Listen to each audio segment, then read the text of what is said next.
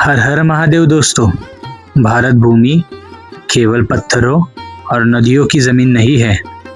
यह भूमि है अनसुलझे रहस्यों, असीम भक्ति और साक्षात ईश्वर के चमत्कारों की। आज के इस विशेष और विस्तृत यात्रा में हम आपको ले जा रहे हैं दक्षिण भारत के कर्नाटक राज्य में स्थित एक अत्यंत पवित्र, रहस्यमयी और ऊर्जावान स्थान पर, गोकर्ण। गोकर्ण नाम सुनते ही अक्सर लोगों के मन में शांत समुद्र तट, विदेशी पर्यटक और नीले पानी की तस्वीर आती है। लेकिन इस आधुनिक और शांत पर्यटन स्थल की ओट में एक ऐसा सत्य छुपा हुआ है जो हजारों वर्ष पुराना है। एक ऐसा स्थान जहां भगवान शिव साक्षात विराजमान हुए थे, जहां रावण की लंकापति बनने की असीम शक्ति का अहंकार टूटा था और जहां स्वयं भगवान गणेश ने एक लीला रची थी। आज हम बात कर रहे हैं गोकर्ण की प्रसिद्ध और अति पवित्र शिव गुफा, जिसे स्थानीय लोग गोगर्भ गुफा भी कहते हैं। यह वही स्थान है जिसे ब्रह्मांड के सबसे शक्तिशाली शिव स्थानों में गिना जाता है। अगले कुछ मिनटों में हम इस शिव गुफा के हर एक कोने का विश्लेषण करेंगे, इसके पीछे छिपी पौराणिक कथाओं, वैज्ञानिक पहलुओं को, भूवर्गीय संरचना और आध्यात्मिक ऊर्जा को गहराई से समझेंगे। अगर आप घर बैठे साक्षात महादेव की भक्ति का अनुभव करना चाहते हैं तो इस वीडियो के हर एक सेकंड को ध्यान से देखिए। चलिए शुरू करते हैं गोकर्ण की शिव गुफा की यह अलौकिक और दिव्य यात्रा।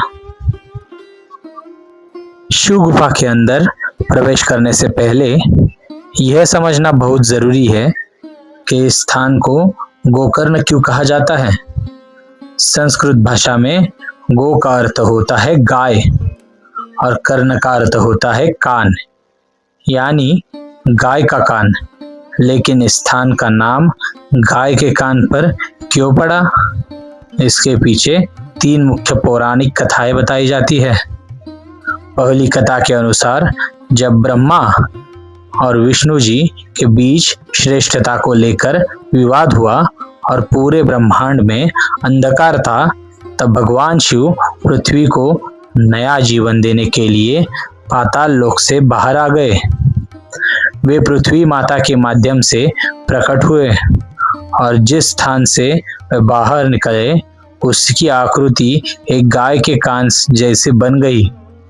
यही कारण है इस पूरी भूमि को गोकर्ण और इस गुफा को गोगर्भ गुफा यानी गाय के गर्भ से बनी गुफा कहा गया।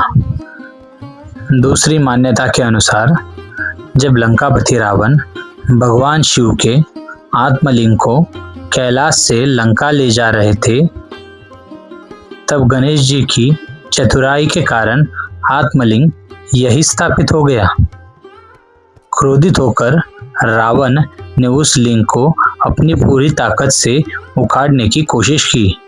रावण के बल से वह लिंग तो उखड़ा नहीं, लेकिन वह मटकी और कान के आकार में जुड़ गया। कान जैसी आकृति बनने की वजह से भी इस स्थान को गोकर्ण नाम से प्रसिद्धि मिली। भौगोलिक रूप से भी यदि आप गोकर्ण की नदियों गंगावली और अघनाशिनी के संगम के बीच में स्थित है और समुद्र के किनारे इसका आकार प्राकृतिक रूप से गाय के कान जैसा ही दिखता है।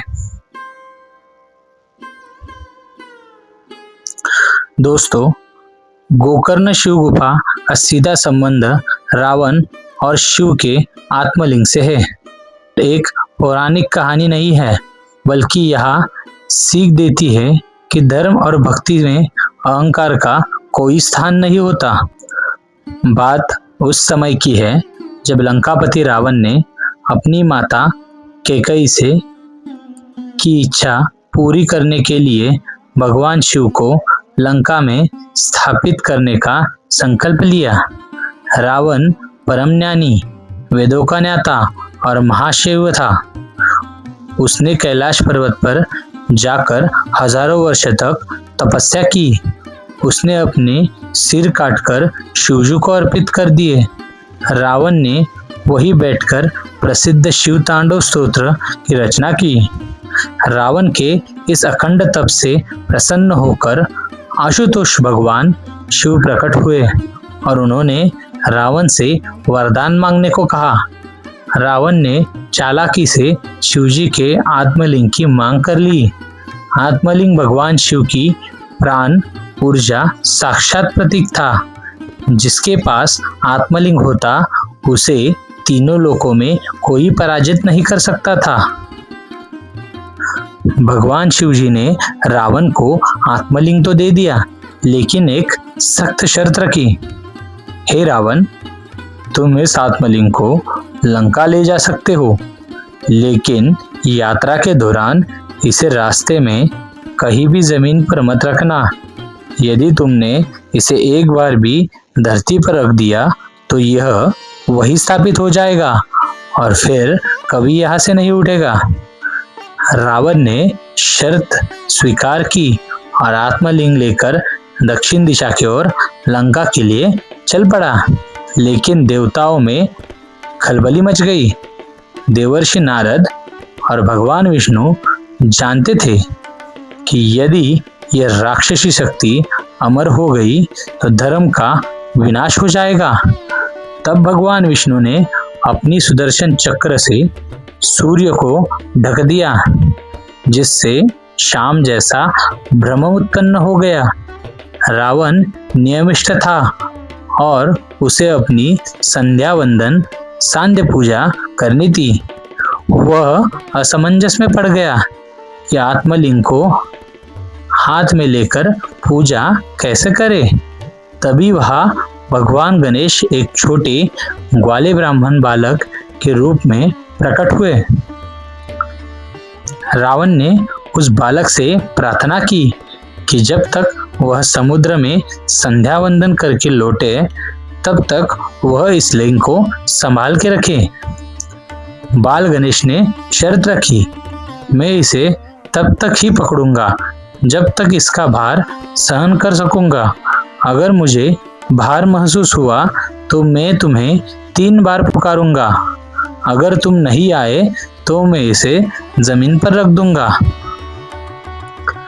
रावण जल में चला गया। गणेश जी ने तुरंत रावण को 3 बार आवाज दी और रावण के आने से पहले ही आत्मलिंग को गोकर्ण की पवित्र भूमि पर रख दिया। आत्मलिंग जमीन को छूते ही धरती में धंस गया। रावण ने भागकर आए और पूरे बल से उसे उठाने की कोशिश की, लेकिन वह टस से मस नहीं हुआ। निराश और क्रोधित होकर रावण ने जो कपड़े और बक्सा लिंग पर रखा था उन्हें फेंक दिया, जो कर्नाटक के अन्य 5 स्थानों जैसे मुरुडेश्वर में जाकर गिरे और गोकर्ण में मुख्य आत्मलिंग हमेशा के लिए स्थापित हो गया, जिसे आज हम महाबलेश्वर मंदिर के रूप में पूजते हैं। और इसी घटनाक्रम से जुड़ी ध्यान साधना के लिए भगवान शिव ने जिस गुफा को चुना वही है शिव गुफा। अब आइए आपको सीधे ले चलते हैं गोकर्ण की मुख्य शिव गुफा की ओर।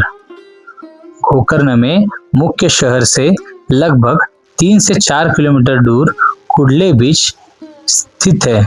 कुडले बीच के पास की पहाड़ियों पर जब आप चलते हैं तो आपको एक बेहद शांत, सुहाना और प्राकृतिक रास्ता मिलेगा। इस गुफा तक पहुंचने अपने आप में एक छोटा सा ट्रेक या साहसिक अनुभव है। रास्ते में कोई बहुत बड़े आधुनिक होर्डिंग्स या व्यावसायिक दुकानें नहीं है। यहाँ केवल शांत पेड़ पौधे, पक्षियों की चहचहाट और नीचे टकराती समुद्र की लहरों की आवाज सुनाई देती है। जब आप पहाड़ियों के बीच मुख्य रास्ते से थोड़ा नीचे की तरफ उतरते हैं तो पत्थरों के बीच एक छोटा सा सुराख या प्रवेश द्वार दिखाई देता है। पहली बार देखने पर कोई सोच भी नहीं सकता कि इस छोटे से पहाड़ी के छेद के अंदर एक विशाल और प्राचीन अलौकिक मंदिर छुपा हुआ है। गुफा का प्रवेश द्वार बहुत ही संकरा है। एक समय में केवल एक ही व्यक्ति झुककर या रेंगकर इसके अंदर प्रवेश कर सकता है। जैसे ही आप गुफा के अंदर कदम रखते हैं, बाहर का तापमान चाहे कितना भी गर्म क्यों न हो, अंदर अचानक से ठंडक सा एहसास होता है। हवा में एक अजीब सी सौंधी मिट्टी, अगरबत्ती और लोबान की दिव्य सुगंध महसूस होती है।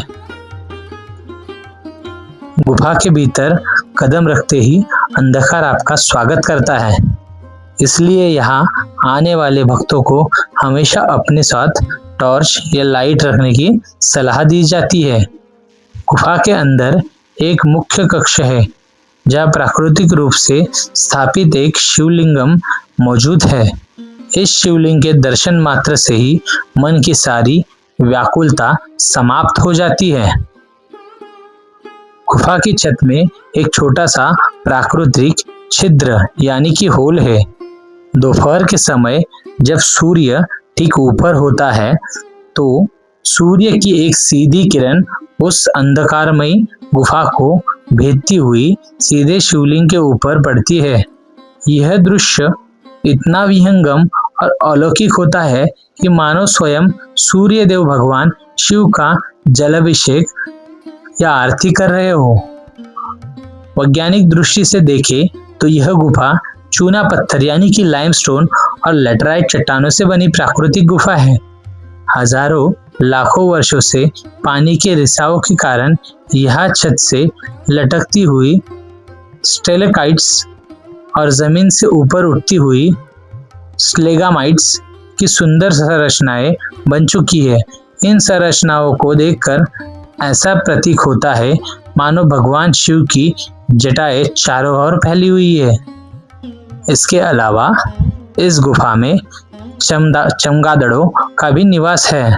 स्थानीय लोग और साधु संत मानते हैं कि चमगादड़ किसी को नुकसान नहीं पहुंचाते, बल्कि वो इस शांत और अंधेरे वातावरण में प्राकृतिक रखवाले हैं। शिव गुफा केवल एक दर्शनीय स्थल नहीं है, यह उच्च स्तरीय ध्यान और साधना का केंद्र है। प्राचीन काल से ही महान ऋषियों, योगियों और नागा साधुओं ने इस गुफा में बैठकर वर्षों तक तपस्या की है। यहाँ का वातावरण अत्यंत शांत और सकारात्मक ऊर्जा से भरा हुआ है। यदि आप इस गुफा में बैठकर केवल 10 मिनट के लिए ओम नमः शिवाय का मानसिक जाप करते हैं तो आपका मस्तिष्क एक गहरा ध्यान यानी कि डीप मेडिटेशन अनुभव करता है। ध्वनि तरंगे गुफा की पथरीली दीवारों से टकराकर एक विशेष गूंज पैदा करती है, जो मनुष्य के चक्रों को जागरूक करने में सहायक मानी जाती है।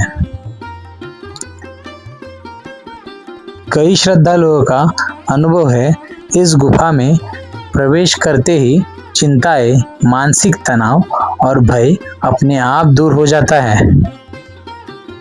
इसे ही महादेव का चमत्कार कहा जाता है, जहाँ प्राकृतिक और ईश्वर एक साथ मिलकर मनुष्य को शांति प्रदान करते हैं।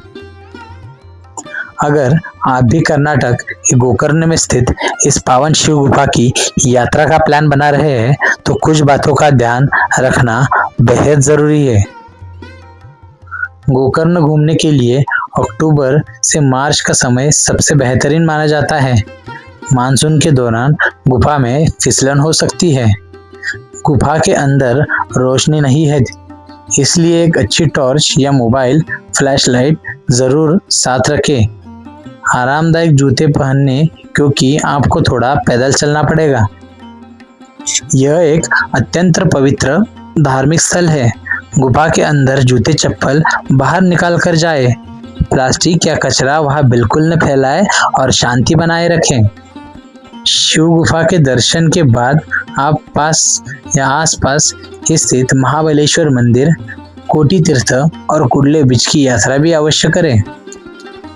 भगवान शिव की कृपा से भरी यह गोकर्ण शिव गुफा हर सनातन धर्मावलंबी और प्रकृति प्रेमी के लिए एक बार जाने योग्य स्थान है। आशा है आपको गोकर्ण की शिव गुफा पर आधारित यह विस्तृत और संपूर्ण यात्रा वृत्तांत पसंद आया होगा।